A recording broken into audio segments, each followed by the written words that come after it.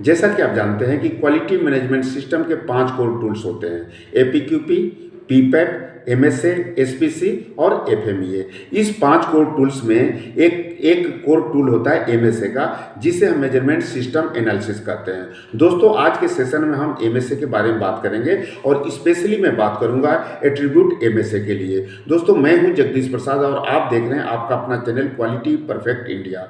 दोस्तों, आइए शुरू करते हैं। आज के सेशन में हम बात करेंगे कि एमएसए होता क्या है, एमएसए कितने तरह का होता है, एट्रीब्यूट एमएसए किसे कहते हैं और एट्रीब्यूट एमएसए जो है कितने मेथड से कैलकुलेशन किया जाता है, कैलकुलेशन करने के लिए एट्रीब्यूट एमएसए को कितने स्टेप्स करते हैं, कितने स्टेप्स में कैलकुलेशन करना पड़ता है। और हम इसके बाद हम बात करेंगे कि एट्रीब्यूट एमएसए जो है एक्सेप्टेंस क्राइटेरिया उसका क्या होता है और लास्ट में हम बात करेंगे कि एमएसए एक्सेल शीट में किस तरह से कैलकुलेट करेंगे। तो दोस्तों, आइए शुरू करते हैं। सबसे पहले हम बात करते हैं एमएसए के बारे में। एमएसए क्या होता है? देखिए, कोई भी प्रोडक्ट या पार्ट जब हम चेक करते हैं तो उसमें 2 तरह का वेरिएशन मिलता है। एक होता है इक्विपमेंट वेरिएशन और दूसरा होता है अप्रेजल वेरिएशन।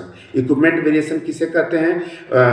वेरिएशन इक्विपमेंट में जो होता है, जब कोई एक ऑपरेटर सेम गेज से सेम पार्ट को बार बार चेक करता है तो जो इक्विपमेंट में वेरिएशन पाया जाता है उसे हम इक्विपमेंट वेरिएशन कहते हैं और इसे हम रिपीटेबिलिटी एरर भी कहा जाता है। दोस्तों, दूसरा जो होता है अप्रेजल वेरिएशन। अप्रेजल वेरिएशन किसे कहते हैं? जब डिफरेंट ऑपरेटर्स जो है सेम पार्ट को सेम गेज से जब चेक करता है तो इस तरह से जो वेरिएशन पाया जाता है उसे हम अप्रेजल वेरिएशन कहते हैं और इसे हम रिप्रोड्यूसिबिलिटी एरर भी कहा जाता है। तो एमएसए क्या हो गया? एमएसए में पार्ट टू पार्ट वेरिएशन और मेजरमेंट वेरिएशन का कंबाइंड स्टडी करते हैं, उसे हम मेजरमेंट सिस्टम एनालिसिस यानी कि एमएसए कहते हैं। एमएसए में हम करते क्या हैं? एमएसए में उस एरर को हम एनालाइज करते हैं जो मेजरमेंट करते समय पाया जाता है, चाहे वह गेज में पाया जाता हो, चाहे वह ऑपरेटर या पार्ट टू पार्ट वेरिएशन होता है। दोस्तों, एमएसए का रिक्वायरमेंट जो है आईएटीएफ स्टैंडर्ड के अनुसार भी है। आप आईएटीएफ के स्टैंडर्ड के क्लाउज नंबर 7.1.5.1.1 में आप देखेंगे तो एमएसए का जिक्र किया गया है। स्टैंडर्ड यह कहता है कि यदि कोई ऑर्गेनाइजेशन आईएटीएफ से सर्टिफाइड है तो उनको एमएसए करना जरूरी होता है। तो दोस्तों, यह बहुत ही इंपॉर्टेंट है एमएसए के बारे में जानना। आइए इसके बाद हम आगे बढ़ते हैं। इसके बाद हम बात करते हैं कि एमएसए कितने तरह का होता है। देखिए, 2 तरह का एमएसए किया जाता है। एक वेरिएबल एमएसए होता है और दूसरा एट्रीब्यूट एमएसए होता है। वेरिएबल एमएसए किसे कहते हैं?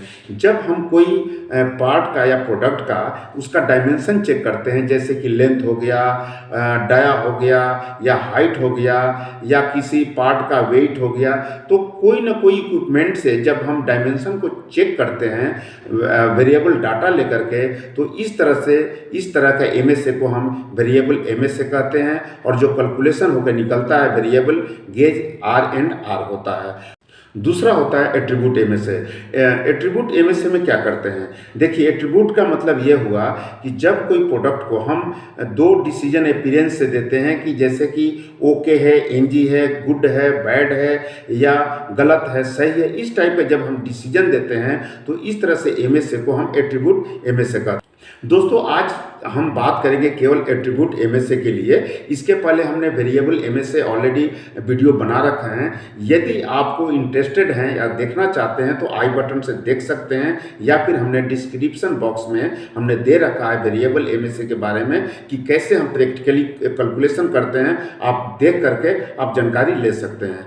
आज हम केवल बात करेंगे एट्रीब्यूट एमएसए के लिए। दोस्तों, एट्रीब्यूट एमएसए जो है, जो कैलकुलेशन हम करते हैं तो 2 तरह का इसका हम मेथड से करते हैं। एक होता है प्रोबेबिलिटी मेथड और दूसरा होता है कापा मेथड। दोस्तों, आज हम जो बात करेंगे वह प्रोबेबिलिटी मेथड के द्वारा करेंगे, एमएसए किस तरह से कैलकुलेट करेंगे और नेक्स्ट वीडियो में हम कापा मेथड से करेंगे। तो दोस्तों, आइए शुरू करते हैं प्रोबेबिलिटी मेथड कि किस तरह से एट्रीब्यूट एमएसए किया जाता है। देखिए, जब हम एट्रीब्यूट एमएसए करते हैं तो इसके लिए हमें 7 स्टेप से गुजरना पड़ता है। पहला स्टेप है select the gauge to be studied, यानी कि पहला स्टेप में हम उस गेज को सेलेक्ट करते हैं जिस गेज का हमें एमएसए एट्रीब्यूट एमएसए करना है। दूसरा स्टेप में है सेलेक्ट ऑफ पार्ट्स, यानी कि हम पार्ट को सिलेक्ट करते हैं कि कौन सा पार्ट का हमें एट्रीब्यूट MSA करना है। तीसरा स्टेप है सिलेक्ट द 3 डिफरेंट या 2 डिफरेंट ऑपरेटर्स या inspector who are performing the inspection. जो इंस्पेक्शन करने वाले हैं उसमें से 2 या 3 हमें ऑपरेटर को सिलेक्ट करना पड़ता है तीसरा स्टेप में। चौथा स्टेप है कि ऑपरेटर को जो हम सिलेक्ट किए हैं उसको हम पार्ट दे देते हैं चेक करने के लिए। पांचवा स्टेप है कि जो वैल्यू वो बताते हैं कि ओके है कि एनजी है, उसको हम एट्रीब्यूट MSA फॉर्मेट में एंट्री करते हैं। और सिक्स्थ स्टेप में हम एनालाइज करते हैं कि जो भी उन्होंने डाटा हमें दिया है उसका एनालाइज करते हैं, यानी कैलकुलेशन करके देखते हैं कि वह उनका वैल्यू क्या आ रहा है। और सेवेंथ स्टेप में हम देखते हैं कि एक्सेप्टेंस क्राइटेरिया क्या होता है और जो हमने डाटा एनालाइज किया है उससे हम क्या डिसीजन लेते हैं, यह देखा जाता है 7 स्टेप। दोस्तों आइए हम बात करते हैं, एक एक स्टेप समझने की कोशिश करते हैं कि कौन कौन सा स्टेप में क्या करना पड़ता है। सबसे पहला स्टेप 1 है select the gauge to be studied, यानी कि जिस गेज को हमें MSA करना है उस गेज को सेलेक्ट करना है। यहाँ पर मैंने एग्जाम्पल के तौर पर प्लग गेज लिया है जिसका हमने एट्रीब्यूट MSA करना है। दूसरा स्टेप है सिलेक्शन ऑफ पार्ट्स।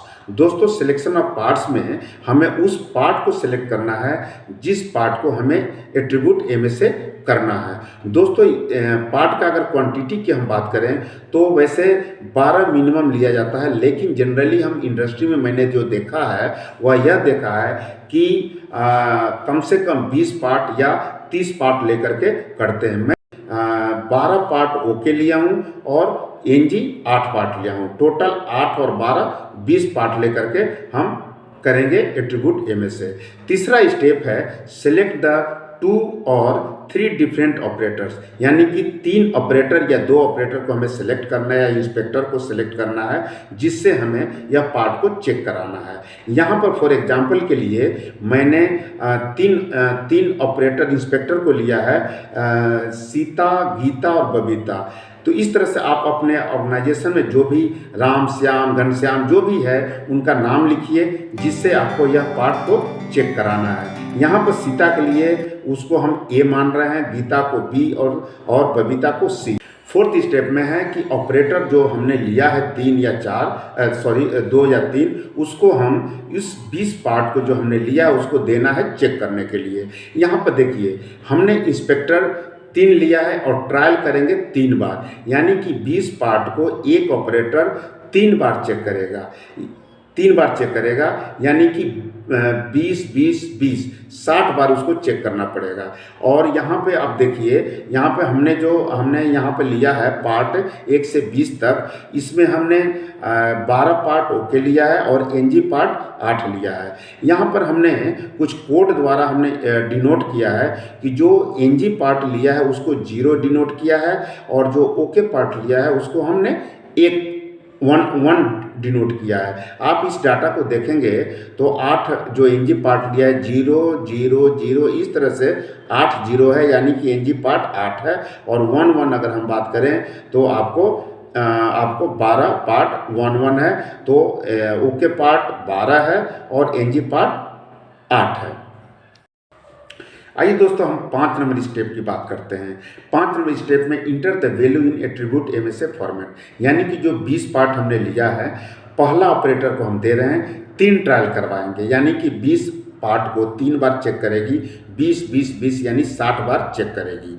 और ओके पार्ट इसमें 12 लिया है और एनजी पार्ट 8 लिया है। दोस्तों ओके और एनजी को इस तरह से आपको डिनोट करना है कि ऑपरेटर को पता ना चले कि कौन सा पार्ट आपने ओके लिया है और कौन सा एनजी लिया है, यानी कि जो हम उसमें सीरियल नंबर डालेंगे उसको हम हाइड कर लेंगे, ऑपरेटर को पता नहीं चलेगा कि कौन सा पार्ट हमने ओके लिया। अदरवाइज वह ओके पार्ट समझ जाएगी तो बार बार उसको ओके को ओके ही बताएगी और एनजी को एनजी बताएगी और हमारा कैलकुलेशन सही नहीं होगा।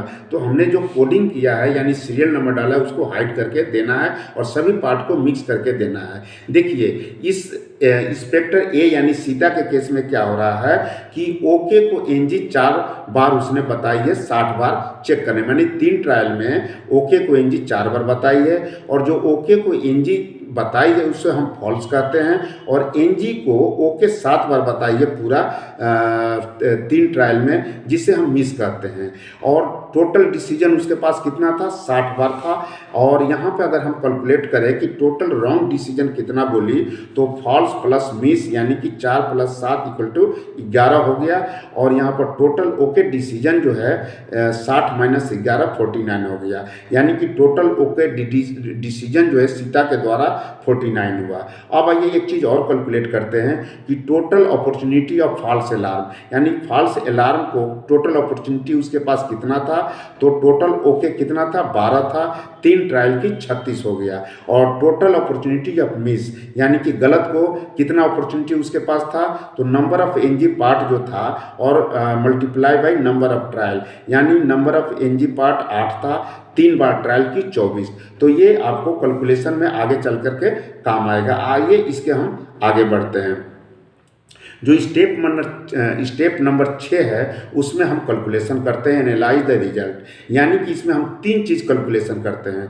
पहला करते हैं इफेक्टिवनेस, जिसे हम ई कहते हैं, और दूसरा कैलकुलेशन हमें करना है प्रोबेबिलिटी फॉल्स अलार्म, जिसे हम PFA कहते हैं, और तीसरा चीज़ हमें कैलकुलेट करना है प्रोबेबिलिटी मिस, जिसे हम PM कहते हैं। आइए इसको हम एक एक करके कैलकुलेशन करते हैं। सबसे पहले हम कैलकुलेशन करते हैं इफेक्टिवनेस ई। इफेक्टिवनेस ई का फॉर्मूला होता है total correct decision divided by total decision. यहाँ पर टोटल करेक्ट डिसीजन जो है वह 49 है और डिवाइडेड बाई 60। 49 कहाँ से आया, तो देखिए टोटल जो यहाँ पे टोटल ओके डिसीजन 60 - 11 49 हुआ। इसी चीज़ को यहाँ पर 49 हो गया, और आपका जो है टोटल डिसीजन 60 है, तो इसको आप कैलकुलेट करेंगे तो 0.8167 हुआ, यानी कि अगर हम परसेंटेज में इसको हम कैलकुलेट करते हैं तो 81.67% हुआ।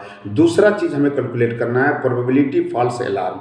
इसका फार्मूला होता है total false alarm divided by total opportunity false alarm.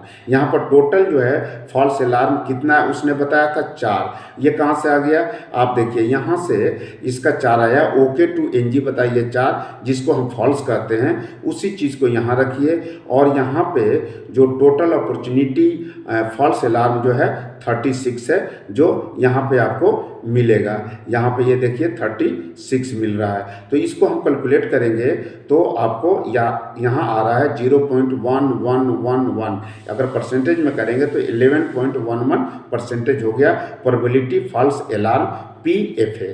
तीसरा हम कैलकुलेट करते हैं प्रोबेबिलिटी मिस, जिसे हम PM भी कहते हैं। इसका फार्मूला होता है total miss divided by total opportunity of miss.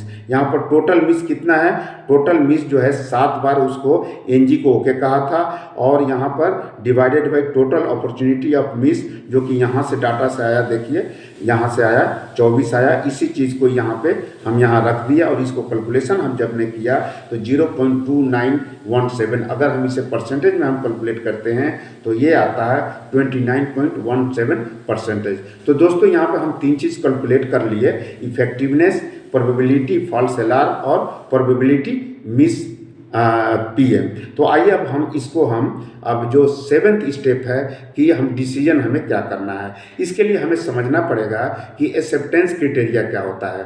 देखिए अगर इफ़ेक्टिवनेस की बात करें तो यदि इफ़ेक्टिवनेस अगर 90% से ज़्यादा आता है, या 90 आता है या 90 से ज़्यादा आता है तो एक्सेप्टेबल है। यदि 90 और 80 के बीच में आता है तो यह कंडीशनली एक्सेप्टेड है, इसको इम्प्रूवमेंट की ज़रूरत है। लेकिन यदि इफ़ेक्टिवनेस ई का वैल्यू 80 से कम आता है तो आपका अनएक्सेप्टेबल है, इमीडिएटली एक्शन लेना पड़ेगा। ठीक उसी तरह से यदि हम मिस की बात करें तो 2% से यदि कम आता है तो हमारा एक्सेप्टेबल है।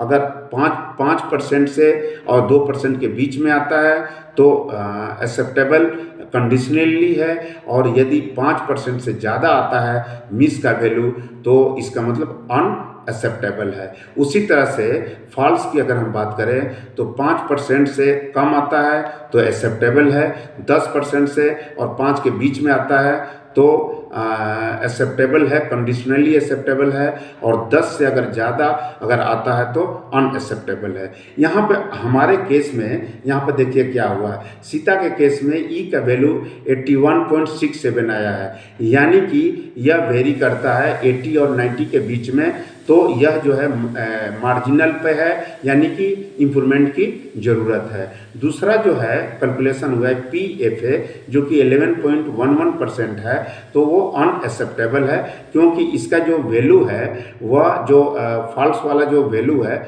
वह 5, 10 और 10 से ज़्यादा आ रहा है, इसीलिए हम इसे अनएक्सेप्टेबल है। और PM की अगर हम बात करें, मिस की बात करें तो मिस का वैल्यू आ रहा है 29.17, यह भी अनएक्सेप्टेबल है क्योंकि 5% से ज़्यादा आ रहा है। तो दोस्तों यहाँ पे हमने जो आपको समझाने की कोशिश किया कि जो हमने कैलकुलेट किया प्रैक्टिकली उसका क्या मतलब होता है और उससे हम किस तरह से डिसीजन ले सकते हैं। ठीक इसी तरह से आप 2 ऑपरेटर यानी कि गीता और बबीता का भी कैलकुलेशन कर सकते हैं, और सेम इसी स्टेप पे जाइए और उसका कैलकुलेशन करके देखिए क्या होता है। हमने 2 ऑपरेटर का और हमने कैलकुलेशन डाटा लिया है। इस डाटा से हमें यह पता चलता है कि गीता और बबीता कोई भी मिस्टेक नहीं की है, यानी कि अप्रेजर B और C कोई मिस्टेक नहीं किया, ओके को ओके बताया और NG को NG बताया। इस तरह से जगह यदि कोई भी मिस्टेक ना हो तो इफेक्टिवनेस जो है 100% होता है, और प्रोबेबिलिटी फॉल्स जो अलार्म जो है PFA जो होता है 0% होता है, और प्रोबेबिलिटी मिस जो है PM जो होता है वो 0% हो जाता है। तो यहाँ पे अगर हम बात करें रिजल्ट की बात करें गीता और बबीता का, तो E 100% एक्सेप्टेबल है, और PFA जो है 0% एक्सेप्टेबल है, और PM जो है 0% एक्सेप्टेबल है। इस तरह से दोस्तों आप अपने कंपनी के अंदर प्रैक्टिकली कर सकते हैं और समझ सकते हैं कि कौन सा ऑपरेटर कौन सा गेज जो है एक्सेप्टेबल है कि नहीं है। आइए दोस्तों हम बात करते हैं कि अब हम एक्सेल शीट में किस तरह से इसको हम वैल्यू भरते हैं और कैसे निकालते हैं एट्रीब्यूट MA से। देखिए इसके पहले हमने जो बात किया वो प्रैक्टिकली करके हमने दिखाया, लेकिन हर ऑर्गेनाइजेशन में एक्सेल शीट होता है जिसमें वो फार्मूला सेट होता है, केवल आपको वैल्यू पुट करना है और उसका जो भी रिजल्ट निकल के ऑटोमेटिक आ जाता है। ये एक्सेल शीट में होता क्या है, देखिए सबसे पहले ऊपर में गेज का नाम इंट्रोडक्शन रहता है कि कौन सा गेज, कौन सा इक्विपमेंट, कौन सा पार्ट आप चेक करते हैं, डेट वगैरह कौन बनाया और किसने अप्रूवल किया, ये तो ऊपर में जानकारी दिया जाता है। नीचे में आपको पार्ट रहता है कि पार्ट कितने पार्ट लिए हैं, इसमें हमने 20 पार्ट लिया है। इसमें देखिए हमने सीता, यहाँ गीता और बबीता लिखा है, ABC लिखा है, और यहाँ पर जो उन्होंने वैल्यू बताया उसको लिखा है, और यहाँ पर इसको पुट करते ही यहाँ पर टोटल रिजल्ट बन के आ जाता है कि जो अप्रेजर ये है उसका क्या रिजल्ट है, B का क्या रिजल्ट है और C का रिजल्ट क्या है। देखिए यहाँ पे इसमें हमने वैल्यू रखते ही इसमें भी वही वैल्यू आ रहा है कि इफेक्टिवनेस जो है आपका इसका सीता का जो इफेक्टिवनेस है वो है 81.67, और मिस जो है 29.17, और फॉल्स जो है 11.11 है। और इसी तरह से ऑपरेटर B का 100% इफेक्टिवनेस है, मिस जो है 00 है, फॉल्स 00 है, क्योंकि जो ऑपरेटर B जो है कोई भी गलती नहीं किया। उसी तरह से C जो है वह कोई मिस्टेक नहीं किया, इफेक्टिवनेस 100%, मिस 0% और फॉल्स जो 0%। तो दोस्तों इस तरह से आपका जो फॉर्मेट है उसमें भरने से डायरेक्ट आपको आंसर मिल जाता है, कोई भी कैलकुलेशन करने की ज़रूरत नहीं पड़ता है। तो दोस्तों यह वीडियो आपको कैसा लगा, नेक्स्ट वीडियो में हम कापा मेथड से एट्रीब्यूट MA से करेंगे, जिसे हम कैसे कैलकुलेशन करेंगे इसके बारे में बात करेंगे। तो दोस्तों यह वीडियो अगर आपको पसंद आता है तो आप इसे लाइक करें, नए हैं तो सब्सक्राइब करके बेल आइकन जरूर दबाएं, जिससे कि इस तरह से वीडियो यदि मैं अपलोड करूं तो सबसे पहले आपको नोटिफिकेशन मिले। और यदि आपको यह वीडियो पसंद लगता है तो अपने दोस्तों के साथ भी इसे शेयर करें, जिससे उन्हें भी कुछ सीखने को मौका मिले। तो दोस्तों नेक्स्ट वीडियो तक आप सभी से इजाज़त चाहता हूं। Thank you so much.